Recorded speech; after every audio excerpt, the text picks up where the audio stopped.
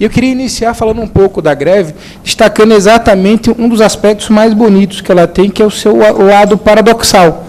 A greve ela vai contrariar aquela primeira lição que a gente tem quando entra na faculdade de Direito, que é aquela lição do senso comum, a lição de que o seu direito termina onde começa o do outro. É a primeira lição que todos aprendemos, ou que todos os estudantes de Direito talvez ingressem na faculdade sabendo.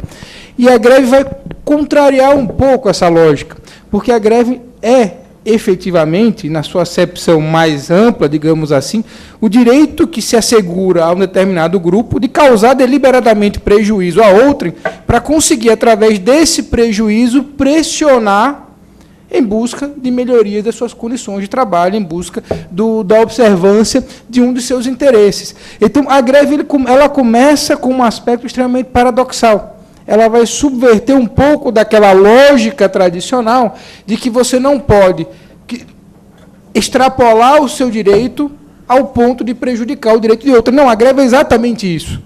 E um outro aspecto muito bonito desse direito, que está um pouco na raiz e da beleza dele, do direito de greve propriamente dito, é a sua evolução histórica. Nenhum outro direito conseguiu, num espaço tão curto de tempo, deixar de ser um delito, se tornar aceitável e ser reconhecido como um direito. Em questão de 2 ou 3 gerações, o direito de greve passou de algo combativo, de algo tipificado como delito penal, para algo aceito socialmente, mas ainda não assegurado e garantido, e para finalmente ser assegurado e reconhecido no mundo praticamente todo. A partir da Convenção de Chapultepec, no meados dos anos 40, ser reconhecido como um direito, como algo a ser valorizado, assegurado, e o é justamente por ser um elemento democrático muito importante. Um elemento democrático que permite que, unidos, o grupo mais frágil consiga buscar, através daquela máxima dos gravetos, né, de que a união faz a força, se fortalecer e tentar enfrentar, sem a necessidade de uma proteção estatal, sem a necessidade de um terceiro interveniente, enfrentar a parte mais forte. A lógica da greve, ou a greve é onde você vê um pouco mais claramente, mais nitidamente, aquilo que se convencionou chamar de lógica dos gravetos, de que a união faz a força, que é própria do sindicalismo como um todo, mas que na defesa desse direito em particular adquire uma especial relevância. Qual seria essa lógica? Se pegar um graveto fino sozinho, você quebra ele com a maior facilidade. Se juntar 30, a dificuldade já é bem maior. Se juntar 100, você não vai conseguir quebrar. É um pouco do que tem por trás do movimento sindical como um todo, mas da greve de uma forma particular. Mas o aspecto interessante é que, se a greve teve esse percalço de passar de um delito para depois algo tolerado, para finalmente se tornar um direito, esse caminho não foi fácil e nunca deixou de ser tortuoso. Por quê? Justamente pelos interesses que ela contraria, juntamente pelos prejuízos que ela tradicionalmente causa, a greve é algo que naturalmente é visto de uma forma impopular e que cotidianamente precisa se reinventar para continuar surtindo algum efeito e tendo alguma eficácia. Eu diria, e nesse ponto eu queria abrir um parênteses para uma reflexão coletiva com todos os presentes aqui, que tiveram pelo menos três fatores que, se não são recentes, tiveram o seu apogeu, digamos assim, recentemente, que tem um impacto muito direto naquela forma tradicional que nós vimos e que acompanhamos de ver, de se fazer greve. Primeiro seria a tecnologia, o mais fácil de imaginar. Para se você ter uma ideia de como a tecnologia impacta o movimento de greve, basta se lembrar, alguns não vão conseguir, do que era a greve dos bancários nos anos 80. Quem chegou a presenciar e se lembra de uma greve dos bancários nos anos 80, lembra que bastava os bancários anunciarem uma greve para o país parar. Acabavam-se os pagamentos, a circulação da moeda, enfim. E, com isso, o poder de pressão daquela categoria era muito grande. E as greves, naturalmente, tinham a sua eficácia por conta desse alto poder de pressão. Hoje, se os bancários anunciam que vão fazer uma greve, uma boa parte da população nem percebe. As contas são pagas em débito automático, se eventualmente não forem pagas em débito automático, podem ser pagas pela internet ou nas casas lotéricas, nos chamados correspondentes bancários. De uma forma que uma paralisação dos agentes bancários hoje não tem a mesma eficácia, o mesmo poder de pressão que se tinha nos anos 80. E isso muito claramente em decorrência da tecnologia. Seria um primeiro exemplo. Mas, passando para o segundo ponto, o da globalização, qual é o aspecto da globalização que vai ter um impacto muito grande no direito de greve? A facilidade daquilo que se convencionou chamar no direito europeu de deslocalização. Com a facilidade, ou com a maior facilidade na circulação de bens, na circulação de pessoas, na circulação de capital, se você passa a ter um movimento grevista muito combativo numa determinada localidade, as empresas mais bem estruturadas vão ter como alternativa migrar daquele local para um outro onde o movimento seja menos combativo. E, naturalmente, isso cria aquele impasse que é, bom, então, sob essa perspectiva, fazer greve é correr o risco de perder o posto de trabalho aqui e incentivar e estimular que ele passe para um outro local. Há um exemplo internacional muito forte dessa situação em particular, que foi um caso da Walmart no norte dos Estados Unidos, na fronteira com o Canadá, quando o sindicato local passou a adotar posturas extremamente combativas, a Walmart, sem se dar por rogada, simplesmente transferiu a fábrica dessa região fronteiriça, mas que a princípio estava em território norte-americano, para 20 quilômetros depois. A fábrica não, perdão, o supermercado, lógico. Mas para 20 quilômetros depois, se estabelecendo em território canadense, onde você tinha sindicatos muito mais dóceis e convenções coletivas muito menos protetivas, muito menos direitos assegurados.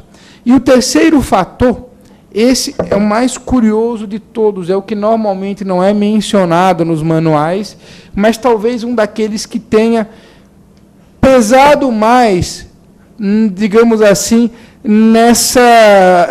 no enfraquecimento dos movimentos grevistas, que é, pasmem, a evolução do direito, da consciência acerca da proteção do consumidor. A evolução do direito do consumidor impactou também o direito de greve, embora nós normalmente não nos demos conta disso.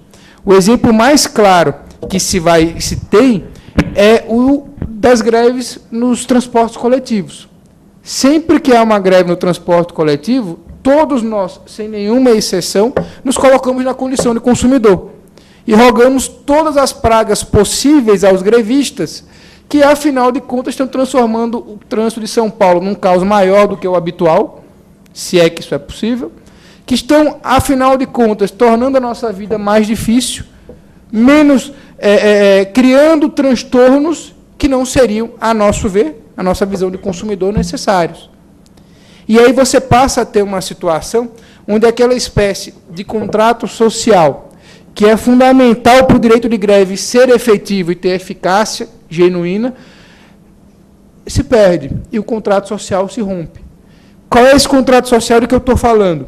Para você ter efetivamente eficácia no movimento grevista, é possível que todos nós, pensando como trabalhadores e nos solidarizando, mesmo os que não sejam, nos solidarizando com os outros trabalhadores, nós reconheçamos que no Estado democrático de direito, para você ter um direito como o de greve assegurado, todos nós, em algum momento, suportaremos algum tipo de prejuízo para que a outra categoria reivindique as suas melhorias.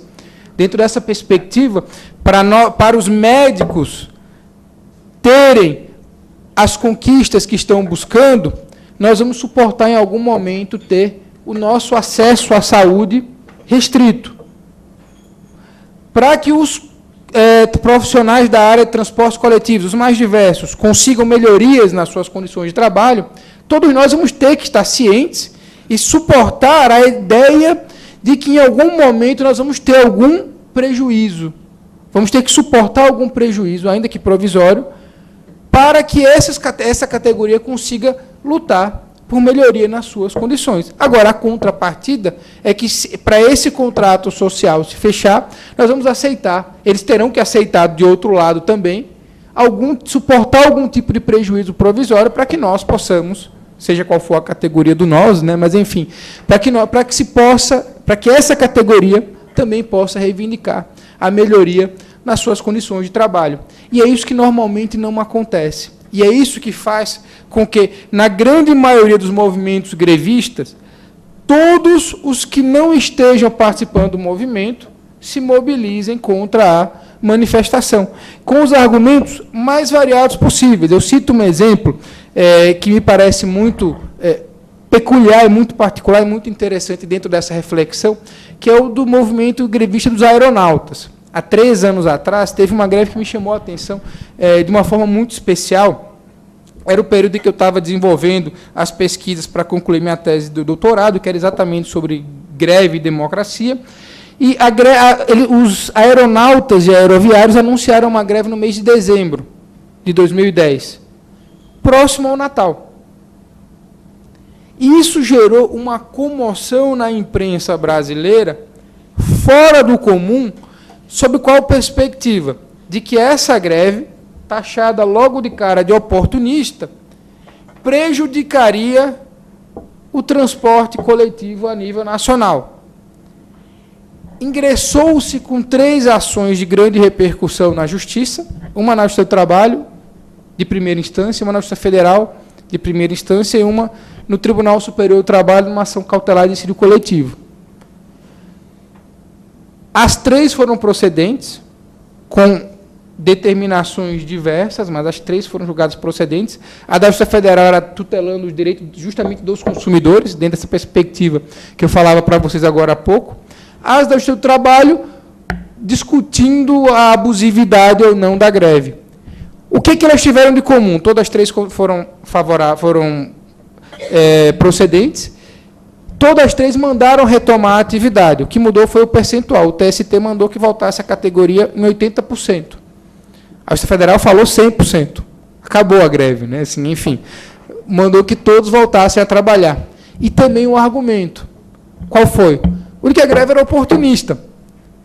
Que, na minha leitura do texto constitucional, é o argumento mais inapropriado possível para você considerar uma greve abusiva.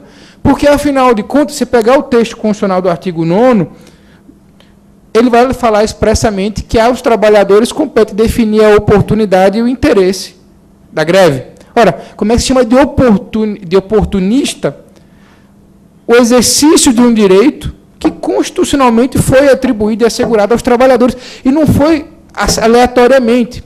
Tem uma explicação razoável, lógica e muito sensata para que a oportunidade da greve seja dada aos trabalhadores. É que só tem 2 coisas, ou melhor, só 2 eu não posso afirmar, mas tem 2 fatores principais para o sucesso de uma greve. Um é a oportunidade, que você escolhe, o outro é o poder de mobilização da categoria. Se você escolher o melhor momento possível para que a greve ocorra e não conseguir mobilizar a categoria, ou seja, a greve contar com adesão pequena, essa greve não serviu para nada. Se você conseguir uma adesão plena numa oportunidade inadequada, a greve também vai ter uma eficácia mínima. Um exemplo, alguém já viu greve de professores durante as férias funcionar para alguma coisa? Não vai funcionar, é lógico que não vai. Poder de pressão nenhum. A mesma coisa em relação ao setor dos hoteleiros e de alguns transportes coletivos, em particular, o aeronáutico, que seja feita na baixa estação. O poder de pressão da categoria é mínimo. Os profissionais do setor de hotéis de Costa de Sauípe vão fazer greve durante a baixa estação, o período chuvoso na Bahia. Poder de persuasão nenhum.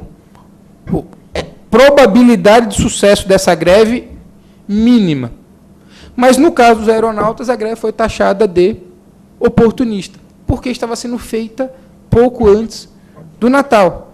E aí a gente passa a ver um fenômeno muito peculiar naquele caso, que se reflete em várias outras situações relacionadas com o direito de greve. Qual é esse fenômeno peculiar? é o de que todos nós, que efetivamente somos trabalhadores, nós nos esquecemos por um momento daquele contrato social ao qual me referi anteriormente, esquecemos que somos trabalhadores também e passamos a engrossar o coro dos empregadores e ajudá-los na defesa dos interesses que eles têm nessa situação em particular. Tem uma obra clássica da literatura mundial chamada Germinal, escrito por Émile Zola, que depois se transformou, foi reproduzido no cinema, foi gravado, foi transformado em filme, em algumas versões diferentes, mas tem uma muito conhecida, talvez a mais conhecida, que é uma da francesa dos anos 90, 94, se eu não estiver equivocado. A obra, tanto o livro para quem tiver oportunidade de ler, quanto o filme para quem não tiver tanto tempo assim, vale a pena para refletir sobre esse tema, mas ela tem uma passagem de todas a mais marcante ou mais útil para isso que eu estou querendo desenhar, esse cenário que eu quero chamar a atenção e desenhar para vocês, que é o momento em que, enfim, em breve síntese, a história conta, fala um pouco sobre o início da Revolução Industrial na França, no norte da França, na região da Normandia, e ela tem uma ênfase em particular nas dificuldades da instauração do movimento sindical. O protagonista, que faz o papel de anti-herói, que é, se não me engano, o nome é Etienne Lantier, o protagonista da obra, ele é alguém que chega na França, vindo da Inglaterra, com algumas ideias unionistas, com algumas ideias de implantação do movimento sindical, e que enfrenta justamente a desconfiança daquele movimento inicial da instauração do movimento sindical. Mas, enfim, essa obra tem algumas passagens que são muito marcantes. Uma delas é quando ela mostra como você, enquanto líder sindical, passa muito facilmente do céu para o inferno, basta que a greve comece a demorar, e que sempre que isso acontece, aqueles trabalhadores que até então o tinham como herói passam a vê-lo como o vilão da história, porque foi você quem os convenceu a ingressar, a paralisar as atividades e a ingressar e aderir à greve. Mas tem um outro aspecto que ela mostra com uma ênfase muito interessante, que é da grande desvantagem que os trabalhadores sempre têm numa situação como essa, mesmo quando eles estão num grupo numeroso. Tem uma cena muito marcante do filme, em particular, que é uma em que mostra os trabalhadores começando a se rebelar contra os líderes do movimento, porque estavam começando a passar fome, e enquanto o empregador ficava na sua sala tomando chá numa xícara que sugestionava ser bastante cara, e queimava o estoque da fábrica. E depois, quando o estoque acaba, e ele finalmente precisa produzir mais para continuar vendendo, ele convoca trabalhadores belgas para substituir os franceses que tinham parado as atividades. Essa é a cena que mais interessa para a nossa discussão aqui.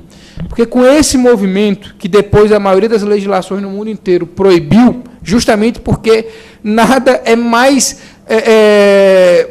desastroso para um movimento grevista do que a possibilidade de você substituir os trabalhadores paralisados. Não existe greve se existe essa possibilidade.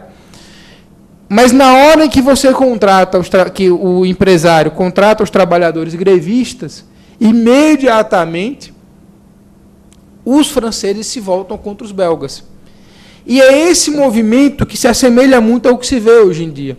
De uma hora para outra, com uma estratégia como essa, os trabalhadores que até então tinham o empregador como inimigo, voltam-se contra os outros trabalhadores. E o resultado dessa política é colocar trabalhador contra trabalhador, que é uma situação muito parecida com o que hoje alguns setores comerciais conseguem através da mídia com determinadas declarações, com determinadas veiculações. O caso dos aeronautas foi um caso que me chamou a atenção dentro desse aspecto e com essa particularidade.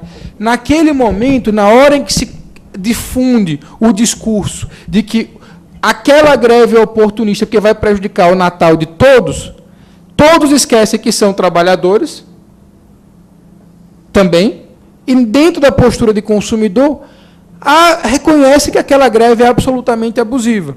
Resultado, a greve termina com ações judiciais e a pressão que poderia eventualmente ser exercida pelos empregadores, pelos trabalhadores aos empregadores, ela se torna completamente ineficaz. E aí, para aquela categoria, o direito de greve deixa de existir. Esse aspecto é um detalhamento, é um exemplo muito claro do risco que se corre quando você reconhece a possibilidade de intervenção preventiva do Estado no movimento grevista através de decisões judiciais. Naquele momento em particular, provavelmente, se não tivesse as decisões judiciais, na iminência de sofrer um prejuízo enorme com o cancelamento de um número expressivo de voos, o que a categoria profissional teria que fazer? Negociar. Talvez não pudesse atender as reivindicações dos aeronautas, como estavam sendo apresentadas, mas teria que negociar. Se tem uma decisão judicial preventiva antes da greve sequer ser deflagrada, a negociação é desnecessária, porque não vai existir greve. E um outro aspecto que eu acho, um outro dogma que eu acho que a gente precisa dissolver, e que esse exemplo sintomático nos traz como lição, é o de que greve não pode afetar o consumidor. Ora, greve que não afeta o consumidor não é greve, porque não tem poder de pressão. É o exemplo que nos traz a obra de Émile Zola com a história do estoque de carvão. Enquanto se tinha carvão para entregar ao cliente da fábrica, que era o consumidor naquela situação hipotética, ou assemelhado a consumidor, não seria tecnicamente consumidor, mas, enfim, se assemelharia ao consumidor, a greve não tem efeito nenhum. A greve só começa a surtir algum poder de persuasão quando incomoda o consumidor, porque é a ele que atende à produção industrial, à produção de serviço, ou qualquer que seja. E aí, dito isso, feita essa reflexão inicial, eu vou passar a falar, naturalmente, do tema principal, que é o interdito proibitório, que o Dr. Cláudio Morales muito bem observou agora há pouco. Na verdade, é uma apropriação adaptada de um instituto que surgiu para uma finalidade completamente distinta, que é proteger o possuidor de eventuais ameaças, desbulho ou turbação à posse que ele tem. Agora, dentro dos direitos reais, de onde surgiu o interdito proibitório, a ameaça à posse é quando alguém quer tomar a sua posse para si. Coisa que os trabalhadores grevistas não querem fazer. O que eles querem é simplesmente pressionar para que as suas reivindicações sejam ouvidas e, eventualmente, atendidas. Numa situação hipotética em que a greve acabe ocupando, e acontece, o espaço da fábrica, a intenção de quem está naquela ocupação não é ficar ali e daqui a alguns anos fazer uso capião para ter a propriedade para si. É de pressionar, de chamar a atenção, de ser ouvido. E dentro dessa perspectiva, numa acepção estrita, o interdito proibitório não é o instrumento adequado, o instrumento processual adequado, para você discutir a validade, a abusividade ou não de uma greve. Eu comungo de uma opinião, que na verdade não é minha, mas foi defendida há algum tempo atrás por um ministro do Tribunal Superior do Trabalho, o ministro Aloysio Corrêa da Veiga, de que o interdito proibitório não serve a esse fim. O objetivo do interdito seria, sob essa perspectiva, sobre a tese que ele defende e que eu compartilho, de que seria incompatível, o interdito seria incompatível com o objetivo a ser discutido no seu trabalho. Até porque a gente tem um mecanismo próprio, que é o dissídio coletivo, o dissídio de greve, que tem por finalidade justamente o quê? Discutir a abusividade da greve. Quando há uma ocupação indevida, quando há uma ameaça real, quando há uma turbação, um efetivo esbulho à posse do empregador a partir de uma greve, o que você vai discutir no final não é de quem é a posse, não é quem tem direito àquele espaço. Essa greve é ou não é abusiva. E dentro dessa perspectiva, a tese que ele advoga, como eu falei, eu compartilho, é de que a gente deveria ingressar com o dissídio coletivo, ou dissídio de greve, e com uma ação cautelar para, de certa forma, antecipar o provimento final que seria tomado no dissídio coletivo, que é dizer que aquele movimento é grevista e que, se não for Se a atividade não recomeçar, você vai ter a combinação de uma pena pecuniária, uma aplicação de uma pena diária, a partir daquele momento em que a liminar for deferida. Mas mesmo no caso da cautelar em indicídio de greve, existe uma questão que precisa ser ponderada e refletida, que é até que ponto determinados direitos, e o direito de greve se incluiria nesse rol, podem ser objeto de uma tutela preventiva. O exemplo clássico, e tem uma série de precedentes nesse sentido, e voltou à discussão agora recentemente com essa proposta, com esse movimento para não admitir mais as biografias não autorizadas. O exemplo clássico de direito que não comporta tutela preventiva é a liberdade de expressão. Se você tiver tutela da privacidade ou da intimidade antes da informação ser veiculada, não existe liberdade de expressão. Existe censura. A mesma coisa do direito de greve. Se você consegue uma liminar para dizer que a greve é abusiva antes da greve começar, não existiu a greve. Foi o que aconteceu com os aeronautas. Simplesmente não existiu greve nenhuma. Então, dentro dessa perspectiva, lógico, não estou querendo dizer que o direito de greve é um direito ilimitado. Não estou querendo dizer que o direito de greve não pode ser cerceado, não pode ser exercido abusivamente. Mas, nesse tipo de direito, em geral, a gente vai saber se ele foi exercido abusivamente ou não depois que ele vier a ocorrer.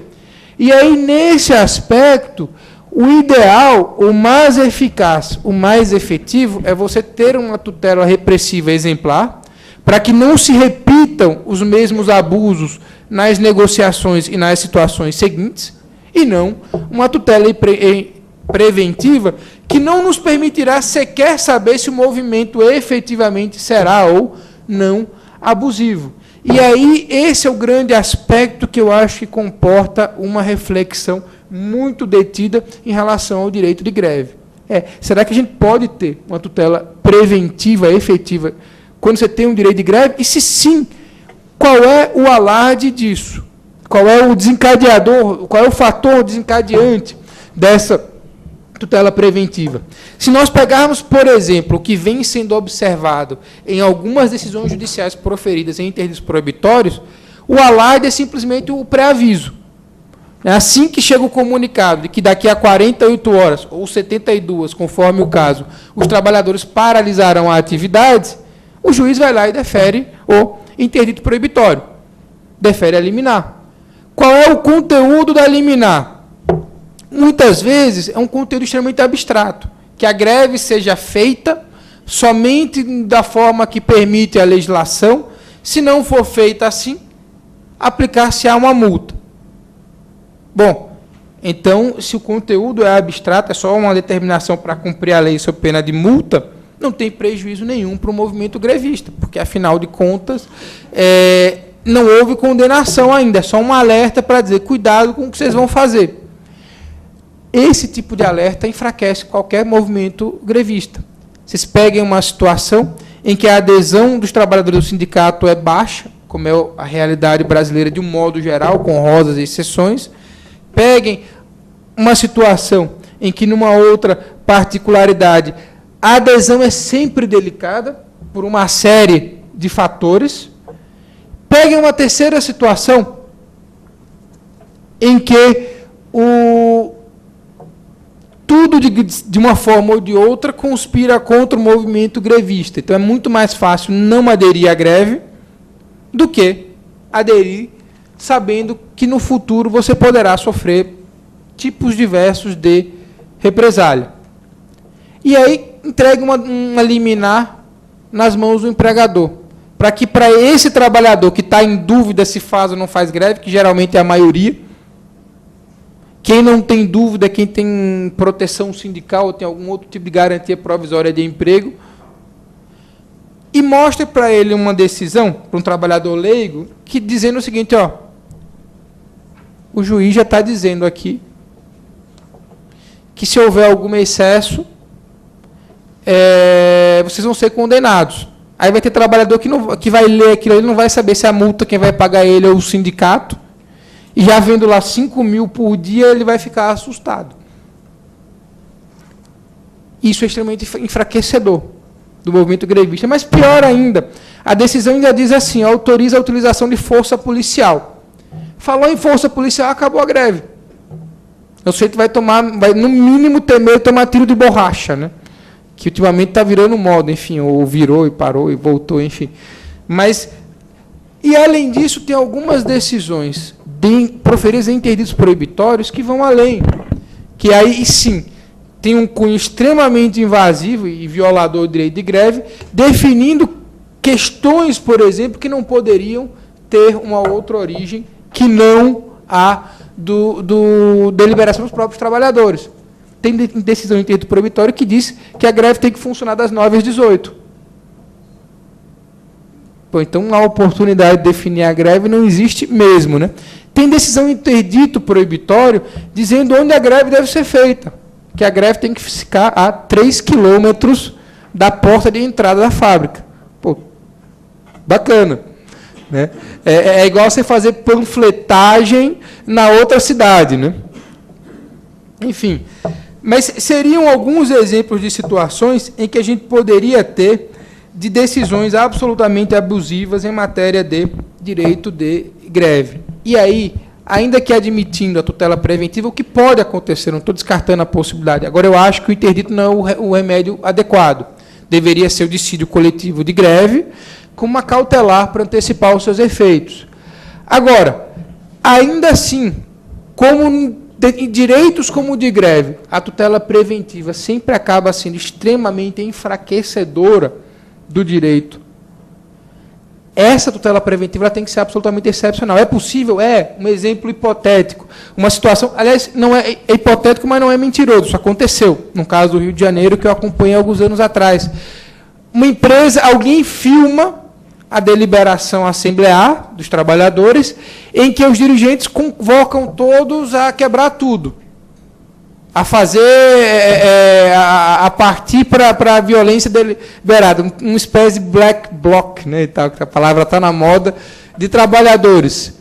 Numa situação como essa, você tem fundado receio de ameaça à posse, à propriedade do empregador, o que justifica, num caso como esse, que você conceda liminar para antecipar os efeitos, para reconhecer antecipadamente a abusividade da greve. Ou numa outra situação hipotética em que o pessoal começa a marchar a uma longa distância, para dar tempo de conseguir eliminar, em direção ao estabelecimento, com foices, armas, enfim, trajados para uma guerra. Também se justificaria numa situação como essa. Mas não pode nunca ser a regra, como às vezes parece que está se tornando, sobretudo em algumas categorias econômicas e do direito brasileiro. Mas, enfim, o risco que se tem quando se passa sobre o pressuposto do acesso à justiça, defender uma tutela preventiva ampla em determinados direitos, como, repito, a liberdade de expressão e o direito de greve, é que a gente esvazie esses dois direitos. Não que não deva existir freios à liberdade de expressão. Existe, a intimidade, a privacidade são exemplos disso. Mas a forma como nós temos que nos deparar com esse tipo de direito, ela não pode ser a mesma como nós tratamos outros direitos. É sempre muito mais prudente e mais adequado que se tenha uma tutela repressiva exemplar do que se use desenfreadamente a tutela preventiva em uma das suas diversas formas, em qualquer uma das suas diversas formas. Mas, caminhando para o final, eu tinha feito um acordo com a doutora Cláudia de cumprir fielmente o tempo e deixar um espaço para os debates, que eu tenho certeza que ela vai trazer aqui com o seu conhecimento. Eu queria fazer uma observação conclusiva da seguinte forma. O direito de greve não é fundamental e essencial para uma sociedade humana existir. Se fosse assim, nós não teríamos convivido tantos anos sem que ele fosse reconhecido. Agora, se nós queremos chamar o Estado de um Estado democrático de direito, e nós queremos que as pessoas tenham um mecanismo de autotutela, que permita que, unidas, elas consigam se contrapor ao mais forte e reivindicar, sem precisar de auxílio do Estado, melhoria nas suas condições, a gente vai ter que suportar aquela ideia do contrato que eu falei a princípio, que é saber que, em alguns momentos, nós suportaremos diretamente certos prejuízos, para que esse direito, efetivamente, esteja à disposição e seja utilizado como um instrumento democrático, ou como mais um instrumento democrático, por que não, de participação popular. Se esse direito vai surtir esse efeito ou não, depende de todos nós. É aquela grande observação. Bom, o direito de greve vai ser utilizado apenas para causar prejuízo aos cidadãos, vai ser algo efetivamente reconhecido e vai ter essa conotação final de ser um importante mecanismo democrático? A resposta está como aquela da parábola do sábio. Tem uma parábola muito interessante que conta uma situação em que um reconhecido sábio de uma determinada região foi desafiado por várias pessoas sem nunca perder a discussão. Até que um dia alguém que se julgava mais malandro que a própria malandragem resolveu fazer com o sábio uma pegadinha, digamos assim, que consistia basicamente o seguinte: pegava um passarinho vivo, chegava para o sábio com as mãos para trás e falava: ó, eu tenho um passarinho nas minhas mãos.